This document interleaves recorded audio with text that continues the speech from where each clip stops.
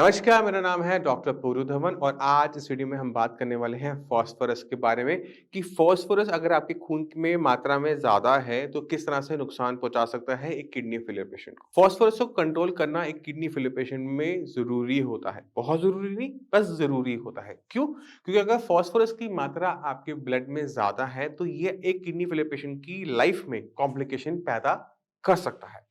अब फास्फोरस पहले समझते हैं कि आता कहाँ से है शरीर के अंदर। तो फास्फोरस हमारे खाने-पीने की चीज़ों से हमारी बॉडी में जाता है। हम कुछ न कुछ जो भी खाते हैं उसमें कम या ज़्यादा मात्रा में फास्फोरस होगा ही होगा और वो हमारी बॉडी में जाएगा ही जाएगा। अब ये जो फास्फोरस होता है, ये एक ऐसी चीज़ है जो कैल्शियम को रिप्लेस कर देता है। अब बॉडी में सोचो कि कैल्शियम कहाँ होता है? कैल्शियम हमारी हड्डियों में होता है। अगर हमारे ब्लड के अंदर फास्फोरस की मात्रा ज़्यादा है, तो क्या करता है फास्फोरस? हड्डियों में से कैल्शियम को निकालेगा और उसकी जगह पे फास्फोरस आ जाएगा। अब कैल्शियम जो है हम सब जानते हैं कि बहुत हार्ड होता है, हमारे दाँत, हमारी हड्डियाँ कैल्शियम की बनी हुई होती है इसलिए बहुत हार्ड होती है।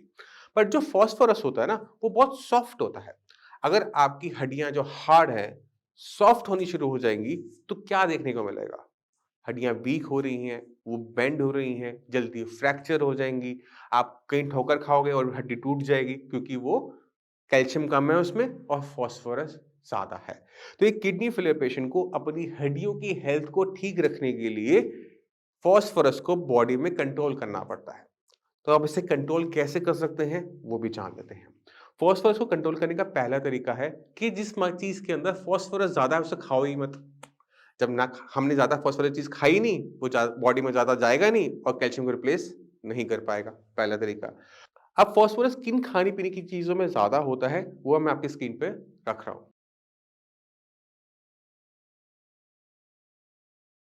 अब आपने इनको अच्छे से याद कर लिया होगा, इनको हमेशा माइंड में रखिए कि इनकी मात्रा कम लीजिए और या फिर ना लेने की कोशिश कीजिए। मगर हमें नहीं ध्यान के रखना होता है कि फास्फोरस इतनी सारी कॉमन चीज़ों के अंदर है कि अगर हम फास्फोरस को कंट्रोल करना भी चाहें, तो नहीं कर सकते क्योंकि फास्फोरस के साथ और ज़रूरी चीज़ें आ रही हैं।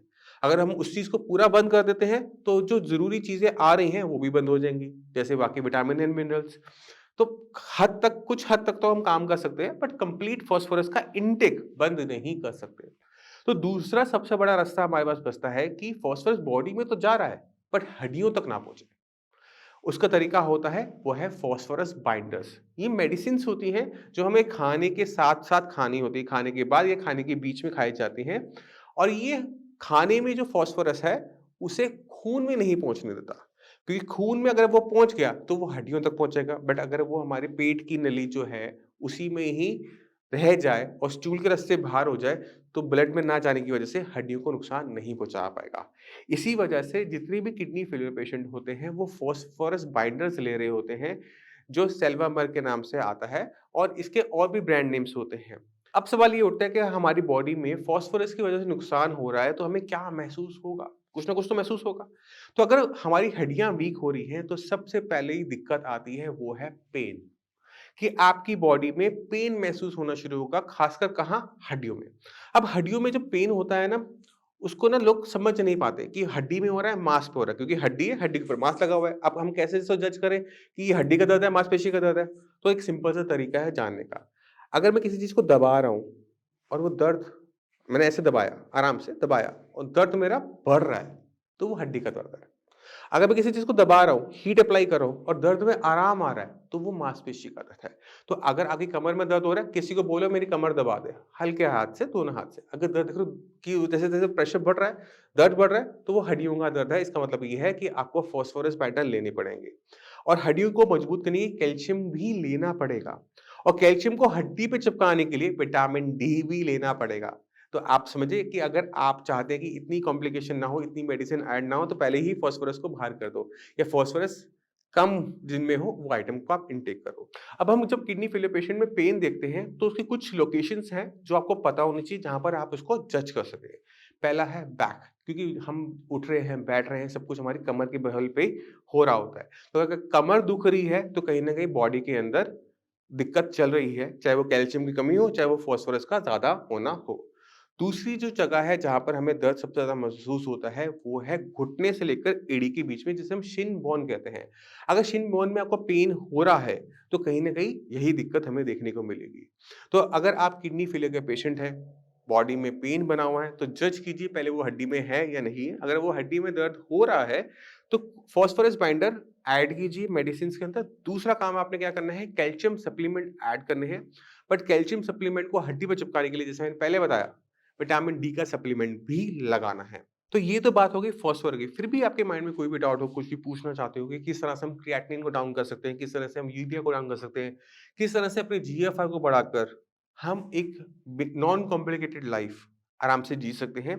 उसके लिए मैं चाहता हूँ कि इस चैनल पे जितनी भी वीडियोस हैं ना, उसे एक-एक करके ना आराम से देखो। आपको समझ में आना शुरू हो जाएगा कि आपकी बॉडी के अंदर एक्चुअल में क्या गलत हो रहा है और कहाँ पर जाकर आपने उसे ठीक करना है। मगर जाने से पहले मैं एक और चीज़ आपसे चाहता हूँ कि आप कुछ अपने जैसे किडनी फेलियर पेशेंट से ज़रूर मिल के जाएँ। नमस्कार, मेरा नाम है डॉक्टर पूरू धवन और आज हमारे साथ पेशेंट हैं मिस्टर अमित। अमित जी जुलाई के महीने में आए थे। जुलाई में आपका क्रिएटिनिन कितना था बताओ? वो तो देख के बताओ। 9.67। और आज क्या महीना चल रहा है? महीना चल रहा है दिसंबर। क्या लेवल है क्रिएटिनिन का? 4.8। 4.8। हमने 4-5 महीने के अंदर लेवल 9 से जब था 9 से 4 आया। जब 9 था डॉक्टर ने क्या बोला था आपको, क्या करना है? डायलिसिस करवाया आपने अभी तक कोई? जब 9 का क्रिएटिनिन लेवल था तो शरीर में क्या दिक्कत महसूस कर रहे थे? थकान महसूस होती थी और नींद ज़्यादा आती थी। और क्या दिक्कत हो रही थी? सही सुस्त रहता था। सही सुस्त रहता था।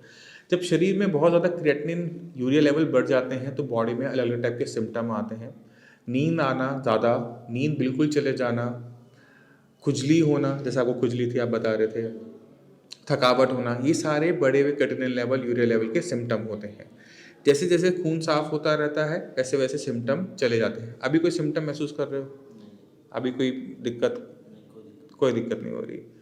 तो जो पिछले 5-6 महीने में इलाज चला, जो शरीर में बदलाव आया, एक बार बताओ कि क्या बदलाव आया शरीर के अंदर? एक तो सर मेरा खून कम था। हम्म, खून हो गया 11। 11 पॉइंट हो गया। तब कितना था खून आपका? मेरा जी 5 पॉइंट कुछ था जी। अच्छा, अभी इंजेक्शन लगवाने पड़ रहे हैं खून के, नहीं लगवाने पड़ रहे? इंजेक्शन मैंने कभी लगवाया। बिना उसके मेडिसिन से ही खून बनने लग गया? और क्या फ़ायदा हुआ? शरीर थकान नहीं मानता। थोड़ा बहुत काम करता हूँ, थकान नहीं होती शरीर में। अच्छा, तो जो बाकी किडनी के मरीज हैं उनको क्या बोलना चाहोगे? ये दवाई दी थी और क्या बोलूं। क्योंकि डॉक्टर साहब ऐसा है कि इसके लिए प्रॉपर जैसे विदिन 15 डेज और विदिन 30 डेज हम इसका टेस्ट क्रिएटिनिन और यूरिया लेवल चेक करवाते थे। वो तो महीने टेस्ट होगा। हाँ, एवरी टाइम हमें पॉजिटिव ही दिखाई देता था। अब रुक गया है। हर बार जैसे 1 पॉइंट 2 पॉइंट कम, ठीक है। अब थोड़ा सा उसमें ये है कि वो स्टेबिलिटी स्टेबल है, 4 के पास आ 4 के पास। उसका मेन रीज़न ये भी हो सकता है कि जैसे इसकी किडनी 30% तक या एक 70% एक 30% दोनों किडनियाँ जो है वो नहीं है, आप टेस्ट गलत देख रहे हो। वो टेस्ट का मतलब ये नहीं होता। वो डीटीपी रीनल स्कैन होता है। जब हम खून साफ हो रहा है तो कौन सी किडनी कितने % साफ करी वो बता रहा है। अच्छा, 70 और 30 100 हो जाएगा ना। तो वो भी तो डॉक्टर साहब काफ़ी ये था ना, काफ़ी मतलब अभी जो जब आप मेरे पास आए थे तो किडनी 90% के आसपास बंद थी। वो भी तो क्रॉनिक सिचुएशन थी डॉक्टर साहब। वो बहुत ख़राब सिचुएशन थी, उस टाइम में डायलिसिस पक्का था। आज जो लेवल है क्रिएटिनिन 4 पे क्रिएटिनिन का मतलब ये होता है कि किडनी 60% आज की तारीख में भी काम नहीं कर रही। क्योंकि इनको हमने जयपुर गोल्डन में दिखाया था तो किडनी स्पेशलिस्ट को मैंने बोला कि भाई आप किडनी ट्रांसप्लांट करवा सकते हो, कोई इसका है नहीं, कोई हमारे पास कोई और इलाज है नहीं। तो लेकिन फिर पता लगा कि भाई जैसे साइंस संजीवनी यहाँ आपका पता लगा तो इनकी मेडिसिन वगैरह जब शुरू करवाई तो स्टार्टिंग में जब इसकी फर्स्ट रिपोर्ट करवाई तो उसमें काफ़ी क्रिएटिनिन लेवल जो है डाउन आया। तो हमें ये लगा कि भाई शायद, तो फिर हमने एलोपैथी को छोड़ के तो साइंस संजीवनी में थोड़ा कंसंट्रेट किया कि भाई जो ये करवाया वही करो, उससे ही हो पाएगा, कुछ होगा। चलो अब तो बहुत अच्छा चल रहा है हमारा पेशेंट, कोई दिक्कत नहीं है। कोई भी डाउट हो, कुछ भी पूछना हो कभी भी मेरे से आके पूछ लेना, कोई दिक्कत नहीं है। हर तीसरे चौथे महीने पे आ जाया करो, ठीक है। बाकी अपना 2-3 महीने तो अपनी मंगवा ली, जब लगता है टाइम है, फुर्सत है, दिल्ली का चक्कर काटना है, आ जाओ, ठीक है। तो ये है कि आपकी कृपा से थोड़ा बिल्कुल ठीक हो जाए तो चक्कर काटने बंद ही कर देंगे फिर हम। देखो झूठ क्या बोलूँ, अगर मेरे बस का होता तो मैं पहले महीने में कर देता। चलो इतना भी काफी है डॉक्टर साहब। आप सोचो, एक अच्छा मरीज, एक अच्छा ठीक हुआ मरीज हमारी सबसे बड़ी वो एसेट होती है, क्योंकि वो इतने मरीज भेजता है जो हम संभाल नहीं सकते, हमें कुछ करना नहीं पड़ता। तो हम खुद चाहते हैं कि अगर कोई मेरे पास होता मैं ज़रूर देता, बट ऐसा है नहीं, मेरे पास नहीं, किसी के पास नहीं है। अगर मेरे पास नहीं है, किसी और के पास होगा, मैं कहूँगा उसके पास जाके इलाज करवा लो। बिल्कुल। तो चीज़ होनी चाहिए, होगी तो ज़रूर मिलेगी। ठीक है, अच्छे से खाओ, जो दे रखा है उसे अच्छे से लो, मेडिसिन टाइम से लो, लेवल जो डम करवाने हैं, कैसे करवाने हैं वो मैं करवा दूँगा, कोई दिक्कत नहीं।